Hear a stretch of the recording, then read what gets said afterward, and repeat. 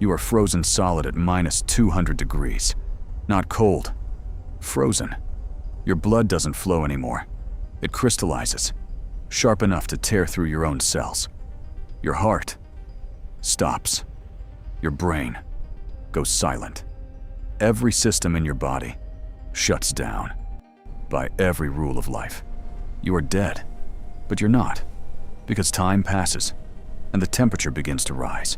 Slowly, those crystals melt. Your cells rebuild. Your systems restart. And just like that, you come back to life. Now imagine something worse. You are thrown into space. No oxygen, no pressure. The vacuum doesn't just suffocate you. It pulls the air out of your body. Your fluids begin to boil, not from heat, but from the absence of pressure. Radiation tears through you. Your structure collapses. This is where everything ends, for everything else. But not for you, because instead of fighting, you shut down. Your body curls inward. You dry out completely. No water, no movement, no signs of life. You become something else, a state so extreme that even time loses meaning. Days pass, months pass, years pass, and you are still there, waiting. Then one day, water returns, and the moment it touches you, everything changes. Your body absorbs it.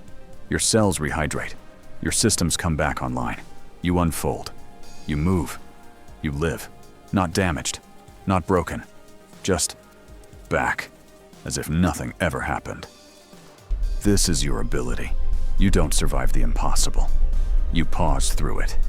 Inside your body, something extraordinary happens. When all water disappears, you replace it with a special sugar. Locks your cells in place, like glass. Nothing shifts, nothing collapses. Even your DNA is protected. And if damage does happen, you repair it.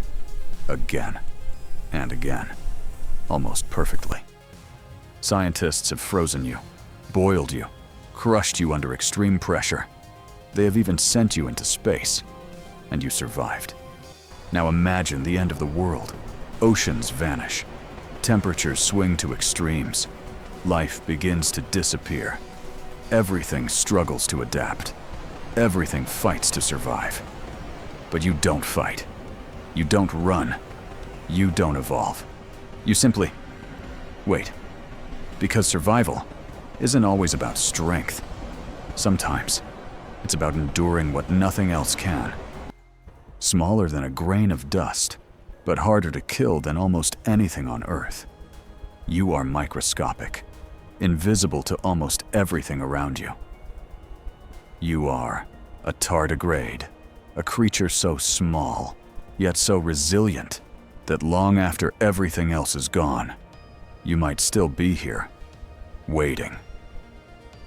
Because in the end, the ultimate form of survival is not fighting to live. It's refusing to die.